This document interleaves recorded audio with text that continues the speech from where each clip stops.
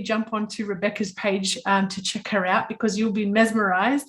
I would love to hear about your journey. I read a little bit about, you started off as a proofreader and have now transformed into a business owner, helping a lot of job seekers successfully.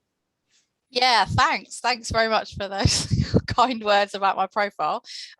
It's just me, like that's what I'm like.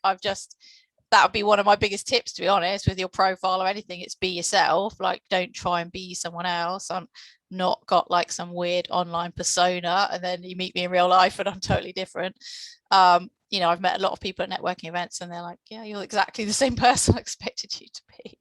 That's fantastic. Bit of a weirdo, like my t-shirt says. But yeah, it's the best way to stand out, is to be yourself, because no one else can do that. You're the only you that there is. With how I started out was because I've got 2 children now, but I had a baby and I didn't want to go back to work properly. Like, I didn't want to go properly, but I didn't want to go back to a kind of normal job and leave my baby with someone else. I was like, no, I want to be here and look after my child myself. And I just started something on the side kind of thing. I thought, what can I do? Like, what is something I'm qualified to do? And I worked in quite a few industries, and including advertising and media and stuff in the past. And I'd learned how to do proofreading and copywriting and stuff. So I started off as a proofreader, just, went out there, found business, basically contacted businesses, looked on their websites. Oh, they've got typos. I'll email them and see if they want me to sort it out, which of course works some of the time, and other times people get really offended. But just built my business from that, and built it purposefully slowly, because obviously I then had a second child and I didn't want a huge growing business that's going to take all my time. And then a couple of years ago, I'd always done CVs for friends and stuff. It's something I've always been good at.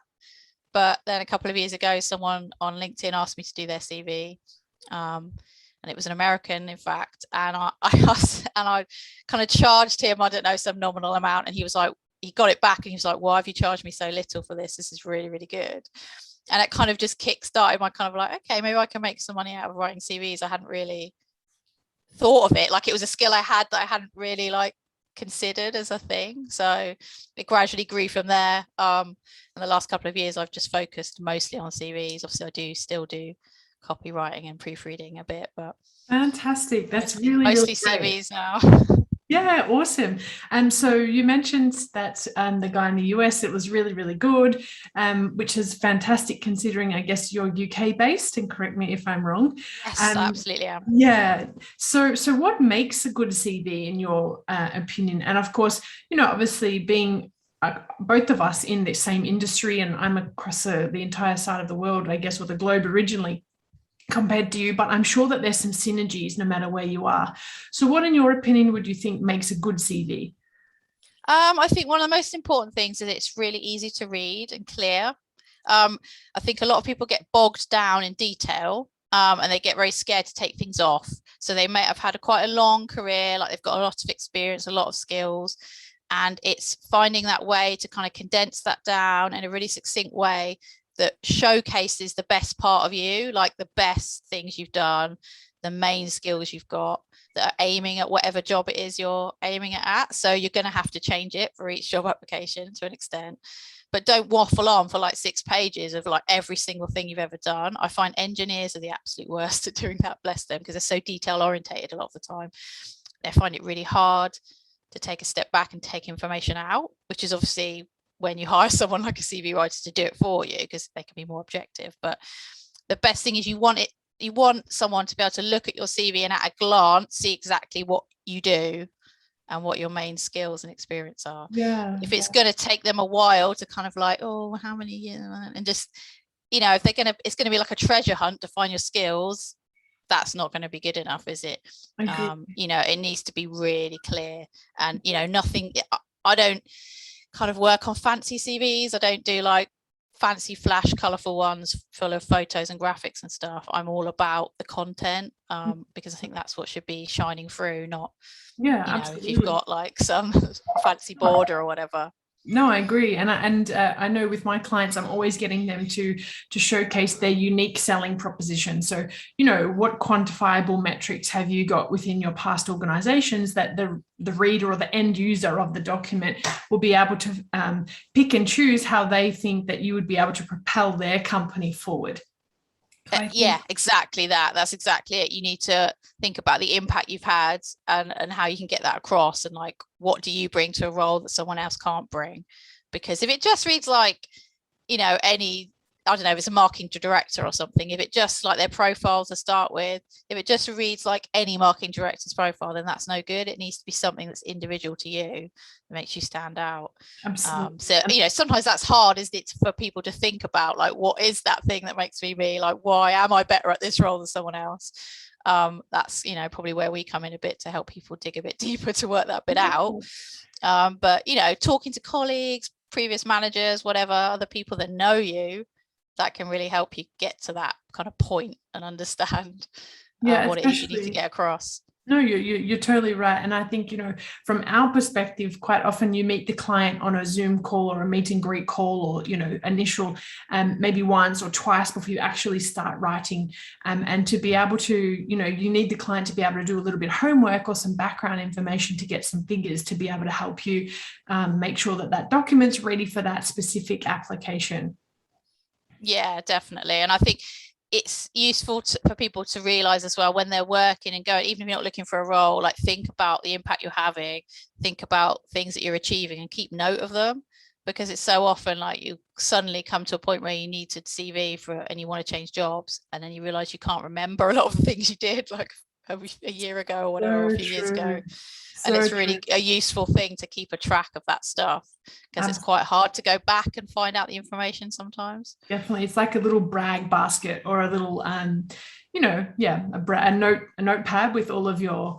Yeah, it is. And I think people find that quite hard sometimes, because I know some of the specialty manager people, like people in managerial positions, feel like they don't want to take credit for something the whole team did. Like, if they led the team to do something, a big change or transformation, they feel like, oh, I don't want to take the credit because it was the team that did the work. I'm like, yeah, but you led the team. That in itself was a massive skill. The impact you had as the team leader. You shouldn't undersell yourself, because no one else is going to sell you, are they? You've got to do it yourself. Like, even if it feels a little bit uncomfortable, you have to kind of push through that a little bit. And I think women, your females, have the most difficult to be able to showcase their impact or their contributions. That's what I have found over the years working with, both males and females. That quite often it's the ladies out there that find that difficult. But anyway, yeah, I agree. Yeah, I would love your opinion. And you briefly mentioned it, that the CV is sort of one of many tools. You have to have a strong network, etc. But do you think it's a dying tool, having a 2-page document for a CV, when so much digitalization is happening at the moment? Yeah, I think it's an interesting question. I did a poll on it a few weeks ago on LinkedIn, actually. And although quite a few people thought it was a dying tool, there's still more people thought they're still relevant. I think there's a lot of industries that are going to be using CVs for quite a few years yet, to be fair. I do think there are certain industries that are definitely moving away from the traditional CV. And I think if you're in a creative industry, although it might be useful to have a standard CV kind of as a backup, I think you need to think of more creative ways to get your message across. And obviously you should probably have some kind of portfolio anyway, but having like a digital, it may be possibly an interactive CV and a video CV as well. Those are really like big tools. Like, if you're trying to get some big marketing role, then you need to show how creative you are. It depends on the company, obviously, that you're going for, but there's certain companies that are going to expect that kind of next level. So that comes down to a little bit of research as well. I think if you look into the companies you're applying to, what kind of thing that you think, you can look at their social media and stuff and see the kind of stuff that they're into. Yeah. If they seem quite forward thinking and innovative, then you need to approach them in that way. Whereas if it's a bit more of a traditional company, then obviously they're going to expect a more standard and formal application. And I would love your insights. Are people allowing a submission of are you having experience with clients, requesting a video CV, your help with one, or where do people upload their video CV? Because there's quite often not a specific portal. Not all companies offer it, but if you would like to No, implement one. I think it's still quite new to a lot of places, and I think it tends to be a lot smaller companies that are accepting them. I think still the big corporations are a bit behind the times with them, so they're just not ready for that yet. They're not. And at the end of the day, video CVs still take a lot of time to watch, don't they? And actually probably potentially a lot longer than just looking at a piece of paper. So I think it's something that can become, especially with some smaller companies, part of the process, but it may not be the first step. So you may still have had to apply in a more traditional way with a CV, and then they might ask you for a video CV. Absolutely. As the next part when they've shortlisted a bit down, because they don't want 1,000 video CVs. That's right. Yeah. And who's got time to watch them? No, it's true. It's true, because it is actually, and you mentioned it's time consuming. If you've got a minute 30 or 2 minutes, say maximum, and you shortlisted 15 candidates, for example, that's quite a lot of time to still physically be watching. Yeah, adds up quick, actually. Screening. Yeah, and I think now, though, a lot of companies in the US have got, or not a lot, but I'm familiar with a couple that have embedded some AI technology that ranks them based on the video that they've submitted, which can be, I guess, a little bit not scary, but the times are definitely changing. Maybe some regions are a little bit more advanced, or companies, than others, but you're 100% right. I think marketing is probably one of the more realistic sectors that would be expecting these types of tools. Yeah, and I think also, if you're applying for a graphic design role or something that's super creative, then clearly you want to showcase that on your CV. Absolutely. So that's fine. I give out lots of information and tips and stuff on my profile about how to do a CV, but it's always kind of with the asterisks of if you're in a creative industry, you don't necessarily have to follow these rules, because of course, don't kind of totally suppress your main skill set in order to send a really boring CV, because if you're a graphic designer, they're obviously going to want to see what you can do. Absolutely. And I know I've worked with a couple of my clients using Flipbook, which I don't know if you've heard of it, but yeah, it's a digital platform that allows you to showcase your portfolio. So yeah, I really think and hope that people would be open to the idea of trying something new to be able to stand out. I think, these days, especially with all of this COVID happening, the job market is completely different compared to what it used to be, 18 months to 2 years ago. So how do you coach your clients, or, mentor them through standing out? So how would you navigate a saturated job market? I think there's quite a few options, but I think one of the most important ones is to be yourself, like we kind of started off by saying, because I think it's easy to kind of get caught up in the oh, I've got to do this or I've got to do that. You've got to do something that you're comfortable with. Sure, push yourself out your comfort zone a little bit, but for example, for certain people, it might suit them to find certain companies they definitely want to work with, and then find the decision maker, which obviously LinkedIn's brilliant for that kind of thing, and approach them directly, and maybe try and build up some rapport with them, maybe even send them a gift.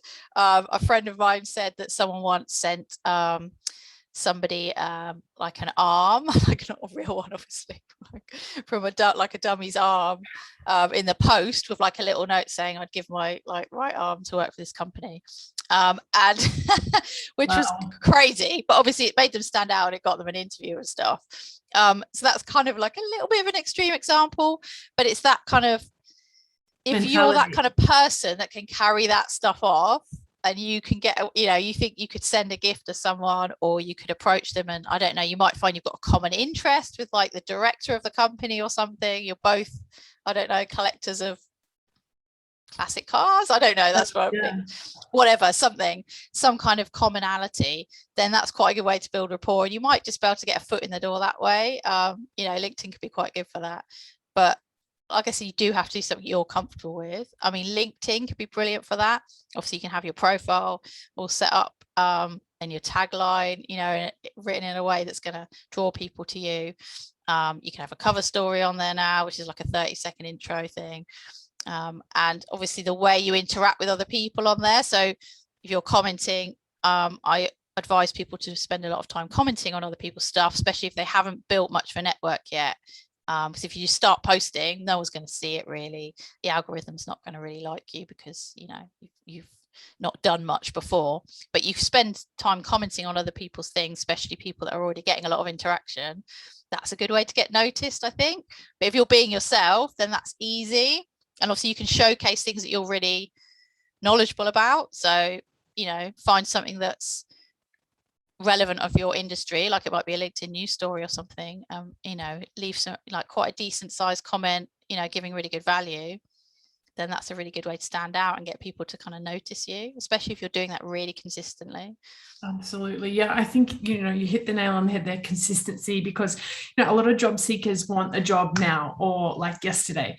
But it takes time to get noticed. And of course, when everyone's on LinkedIn or when everyone is sending emails, you know, it's hard to get noticed straight away. So I think, you know, you've got to be realistic with your job search and expect or block some time to make sure that you're dedicating your job searching strategies. So yeah, I think I preach the same message: consistency. Make sure that you're commenting on the right stakeholders' posts, liking. Even myself now, you know, I've got people globally, and I can think if a position came up, I would know that I would be able to reach out to them to say, you know, look, I've got a job that I'm searching for or trying to connect with someone with. Would you be interested? Just because they frequently are on my page. So I think it does take time. Unfortunately, not everyone has got it, but these days you really have to be patient. I don't know your thoughts to that. Yeah, no, I agree. I mean, it's the same as if you've got a business and you're marketing or whatever and growing your network on LinkedIn. It's a long time game. It doesn't like happen overnight. You know, you might get lucky with an opportunity or whatever, and if you're not putting yourself out there, you're certainly not going to get lucky with a random opportunity because no one knows who you are. But the more you do it and the more you grow and the more you're kind of consistent with it, like you said, you know, you gradually, not everyone sees all your posts. So you might feel like, oh God, I'm always commenting, I'm always like posting, whatever. People are gonna get bored of seeing this stuff. The same people don't see the same posts all the time. So no one's ever going to really think that. And if they do, it doesn't matter. Like you've got to focus on whatever your end goal is, keep focused on that, and then just keep going basically. And even when it feels like, oh God, this is getting nowhere, that's the time you've got to push through and keep going. Because, you know, the next day you might connect with someone who's connected with someone else who has like an amazing opportunity. And like you said, you might, you know, someone sees it and then they, oh, hang on, I saw someone post about they wanted that kind of job yesterday, and then exactly you know, they connect you up. You just don't know. Like there's opportunities everywhere, aren't there? Totally. And I think the hidden job market as well. So, you know, if you are consistent with your messaging on LinkedIn or whatever platform medium that you choose, whether it's even TikTok or I don't know, Instagram, whatever medium that you have chosen to be dedicated to, the hidden job market is quite often, you know, a great place that you need to consider, because if you're being noticed on those platforms and someone's internally recruiting, you know, they haven't posted the job, they might be able to approach you as a result of your message being displayed consistently across that platform. Yeah, so, absolutely. Yeah. And that's why if your profile obviously clearly states what you're good at and what you do and, you know, what you're looking for kind of stuff, that's going to like, you know, meet someone's expectation, and they can look at it and be like, oh, okay, yeah, this person does exactly what we need. Because like you said, they're not, you know, not all good jobs are advertised at all. Yeah, definitely. And I think these days, even with remote working, you know, there's a lot of jobs being advertised in cybersecurity, IT, project management. You could be based in India or Pakistan, for example, and someone in the UK is looking, or US, to hire someone, and that's how they find you. So it doesn't just limit yourself to a country that you're based in. Yeah, definitely. I mean, you know, with exactly the remote working that's the one good thing probably to come out of the pandemic, is the remote work in most places have had to kind of adapt to it, whether they wanted to or not. So it's opened up the doors to so many more people. Absolutely. Fantastic. Great. You have been so great. I would love, you know, just maybe in closing, a couple of tips. What would be, you know, don't limit a number, but what would be your most top tips for a job search or job searching strategies? So I would say, always said about being consistent and being yourself, and also getting clear on what your end goal is. I think some people get a bit like, oh, I could do this or I could do that, like, and that's good to be, open to different things, but I think the clearer you are about the job you want, the easier it will be for you, because you can target everything towards that, rather than trying to like scattergun it and like, oh well, I can do all these different things. It's then not clear for the reader. It's the same with the CV, or whether it's your profile or anything. And also just be open to different opportunities, so that when you're on a network, whether it's LinkedIn or anything else, connecting with lots of different people, you can get rid of people that start pestering you, but you never know who that person knows. Like, even if they don't seem like someone that's in your industry, they might know someone else, be best friends with someone that's got like the best job ever in your industry. So kind of be a bit more open-minded about who you connect with, like you were saying, like international opportunities and things like that may come up. So that would probably be my main tips. And like, just keep going, like keep that confidence, if you're getting a bit burnt out, have a break from it and like recharge yourself, and then go back in again. And if you're struggling with confidence and stuff, speak to someone like us, because we'll get you back on track. Absolutely. No, I love it. I think burnout is such a huge thing, because finding a job is a full-time job. So it is exhausting. Yeah, absolutely.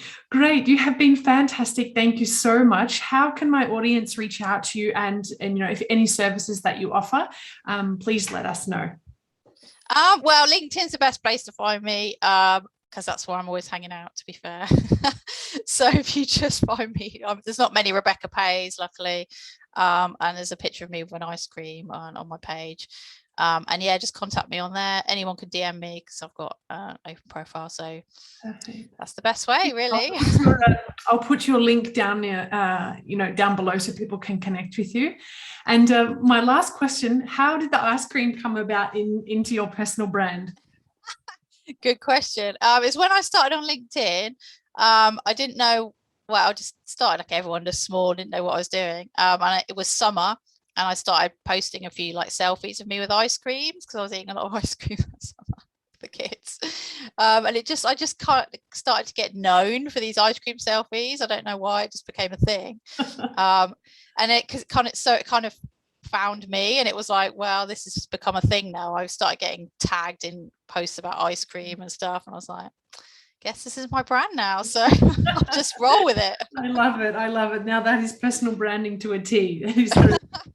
Thank you so much, Rebecca. You have been fantastic. I really appreciate your time, and let's stay connected.